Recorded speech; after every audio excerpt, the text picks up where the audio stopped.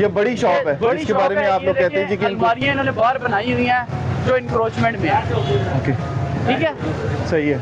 ये देखिए, ये इनके ये बाहर यूज करते हैं इस जगह को, इनकी शटर अलग ही है, ओके, इससे आगे निकलती। इसी तरह अब ये एक शॉप थी जो यहाँ पे सामान लगाते हैं, ये बरामदा है, ये देखें, ये बरामदा है। इनकी भी शॉप सील कर दी हमने, नीचे ओके। बेसमेंट में है। ओके, वो कॉर्नर वाली एक शॉप है, वो भी बड़ी शॉप है एक हाँ ये भी आपको शूज़ों दिखाते वाली, हैं। उन्होंने भी अलमारियां लगाई थी तो हमने वो सील कर दी।